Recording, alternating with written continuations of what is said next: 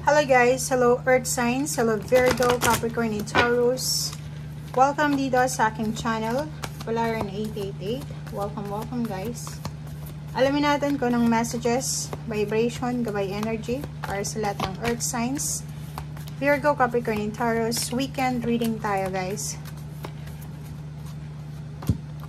Okay, weekend reading tayo. Earth Signs, number 9, 34-7. Meron ditong earth signs na naghahanda siya. It's either inihahanda niya yung mga bagahe niya, yung sarili niya, dokumento para sa isang pagta-travel. Naghahanda siya para sa new beginnings ng buhay niya. Okay? So, it's either travel, relocation, work, relationship, or physical move ito talaga na pwedeng lilipat ka ng bahay or kano pa man. So, sa weekend na to, parang nakikita ko sa'yo na handang-handa ka para sa pagbabago ng iyong buhay. Bagong routine, bagong mindset, bagong lifestyle, or kano pa man. Yung iba din sa inyo dito, may earth signs, Virgo, Capricorn, and Taurus na naghahanda ka para sa pangmalakasang trabaho. Ibig sabihin, inihahanda mo yung katawan mo sa panggabing trabaho or sa mga overtime, sa mga part-time, or sa kung ano man to. So, parang sobrang focus ang kailangan mo dito. Sobrang energy ang kailangan mo para makapag-focus ka dito sa ginagawa mo.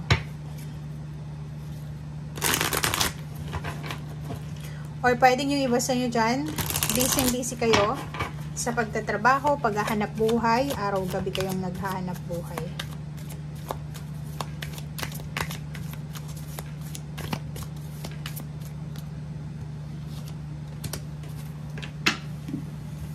New Moon in Virgo, New Moon in Scorpio. Okay. So, dito sa 2 cards na to, sinasabi ng barahan na maraming magsisimula sa buhay mo. Ito yung energy nyo eh, 'di ba? So, ano man itong pagbabago na to na inihahanda mo or pinaghahandaan mo, magtiwala ka kasi deserve mo ito, okay? Magtiwala ka dahil makukuha mo kung ano yung deserve mo na pagbabago. Okay? Be strong, be courageous, have confidence,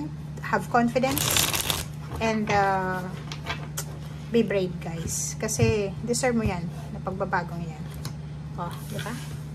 9 of Pentacles, ang galing. Virgo, Capricorn, and Taurus. Kung makikita mo dito, meron kang minamanifest na lump sum of money. Diba? May gusto kang hawakan na pera eh. May minamanifest kang lump sum of money or may minamanifest kang malaking halagang pera. Pwedeng kaya ka sobrang workaholic kasi gusto mong mahawakan ito eh. Gusto mong makuha, gusto mong ma-accumulate. Kaso lang, may devil tayo dito. So, ano yun? Ano yung temptation?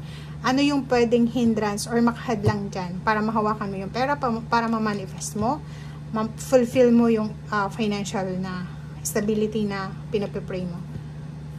Pag-absent.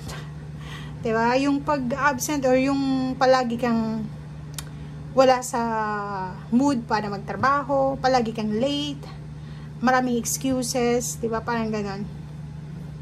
Yun ang kailangan mong iwasan daw.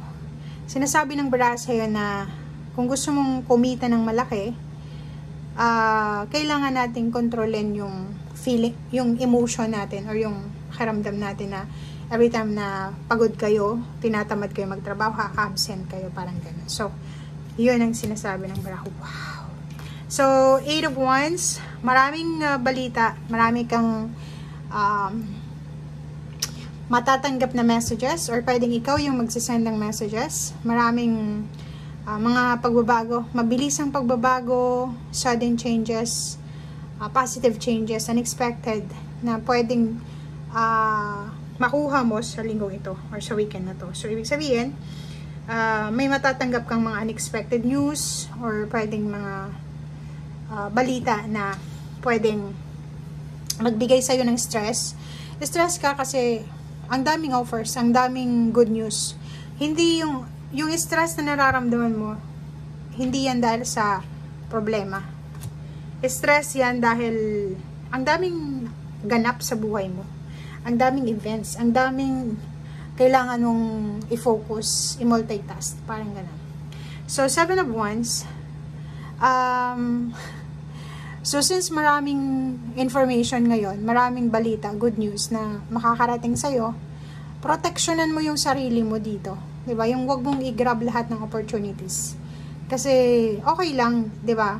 Halimbawa, maraming blessings ka na matatanggap. Okay lang natanggapin siya. Pero kung alam mo na hindi mo na kaya, diba? Pinagsasabay-sabay mo na. Hindi mo na nababalanse yung buhay mo, personal, financial, psychological. Diba? Stress yung dala niyan.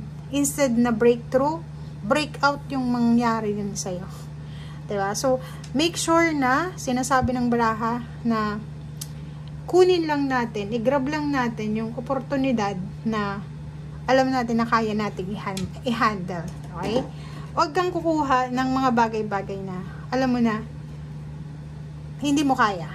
Okay? Huwag nating ikompromiso ang ating buhay, ang ating sarili, ang ating kakayanan kung hindi natin kaya. Good news. Yung single dyan, pwedeng naghihintay kayo ng manliligaw or naghihintay ng offer ng job. Sinasabi ng baraha sa'yo, pwedeng may manligaw sa'yo or magkagusto sa'yo na isang financially stable na tao.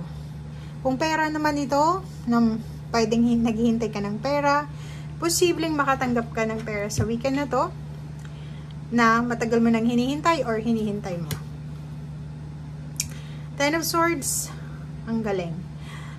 Mag-asawa. May asawa ka ba? May partner, may girlfriend, may boyfriend, family. Nakikita natin dito na mayroon kang mga emotional issues na nahihirapan kang i-close, diba?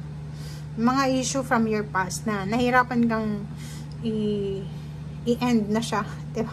Hindi ka maka-move on kasi traumatic yung experience mo, nasaktan ka, parang ganun. But this weekend, sinasabi ng baraha na kailangan mo na mag-move on.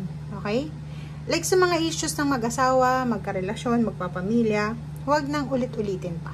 Diba? Yung, alam mo, hindi ka napahiram ng pera ng kapatid mo or ng kapamilya mo, magagalit ka na and then uulit-ulitin mo, sasabihin mo, kuripot siya or ganito ganyan. Make sure na may valid reason ka kung bakit kailangan magalit sa kanya. Kasi 'di ba, sa panahon ngayon, sobrang mahirap kumita ng pera. And then yung iba, nandito sila sa 7 of Wands 'di ba? Yung parang naglagay na sila ng boundaries sa paligid nila kasi palagi na lang na sila yung nagpapautang, nagbibigay, tapos hindi naman binabayaran. So, parang pinoproteksyonan lang nila kung ano yung meron sila. Ayaw nilang maulit yung nangyari sa past. Parang ganun. So, comment down below. Okay, so thank you guys and see you again. Bye!